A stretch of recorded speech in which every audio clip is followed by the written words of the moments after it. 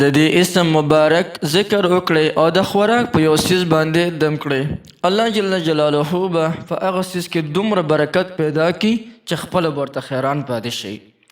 بسم الله الرحمن الرحیم. السلام علیکم ورحمة الله وبرکاته.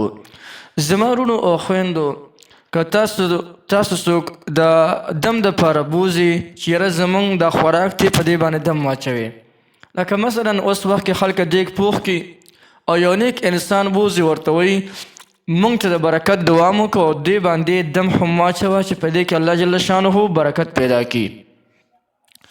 یا یو کټوۍ چا پخ کړې ده یا بل څه پخ کړي دي او تاسو بوځي او تاسو ته وایي چې یاره په دې کې دم واچوه چې الله جل جلاله په دې کې برکت پیدا کړي. نو په دغه څیزونو کې د برکت پیدا کولو دپاره چې کوم یو انسان د یا حلیمو ذکر وکړي، طریقې درته اوس ښیم. د یا حلیمو ذکر وکړي او په دغه دیګ باندې یا په دې کټوۍ یا د خوراک په یو بل څیز باندې شک کړي یا په هغې باندې کف کړي، نو انشاءالله په دې کې به الله جل شانه داسې برکت پیدا کړي چې هر څونه خلک یې وخوري لیکن هغوی به په هغې باندې ماړه شي، هغې نه برکت ختم نه شي. او دا دم بار بار ما چې دی ازمایلی دی. ما چې څوک هم د دم دپاره بوځي یا مې چې دی د دعا دپاره بوځي، زه خصوصا چې کم اذکار دی خو کومه، لیکن د هغې نه علاوه زه د یا حلیمو ذکر ورسره لازما کوم. ولې چې په دې کې ډېر لوی برکت الله جل جلاله ایښودی دی. نو راځئ د دې کولو دغه طریقه درته ښیمه.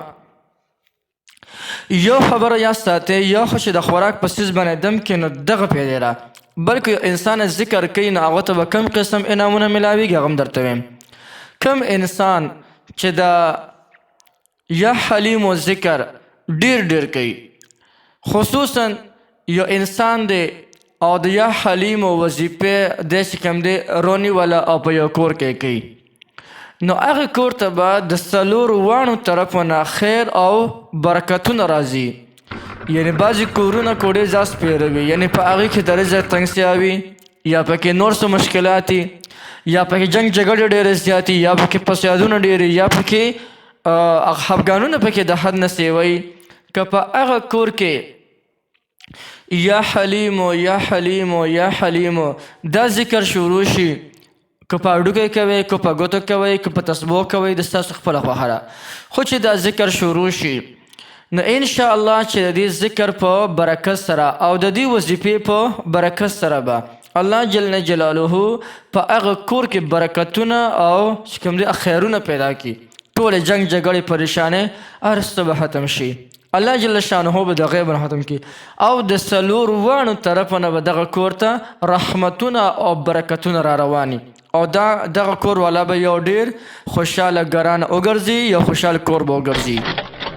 دې نه علاوه که چېرته کې په یو څیز باندې دم اچې، مثلا په دیګ باندې کټوۍ وغیره په دې باندې دم اچې، د ټولو اول خو داسې پکار دي چې دې باندې مالګه دم کې یا په دې باندې اوبه دم کې او په هغه دیګ په هغې کټوۍ کې واچې. ها که اوس هغه دیګ او کټوۍ د مخکې نه چې دی هغه دم شوي، نو بیا داسې وکړه چې یا حلیمو ذکر کم از کم 15 پیرې ووایه، د دې نه مخکې او وروستو 3 کرته درود شریف او کم از کم 15 پیرې یا حلیمو یا حلیمو یا حلیمو دا وکړه. او د هغې نه پس په دغه دیګ وي کټوۍ هر یو څیز وي د خوراک په هغې باندې شف یا چې دی کف وکړه او د هغې نه پس د برکت دعا وکړه. انشاءالله چې په دې کې به داسې برکت راشي چې تاسو ټول به ورته خپل حق حیران پاتې شي. نو یو ډېر زبردست دم او وظیفه ده ما درته وښوله، هر څوک یې کولی شي او هر څوک د دې نه پیدا اخیستی شي، هر چا ته د دې مکمل اجازه شته دی.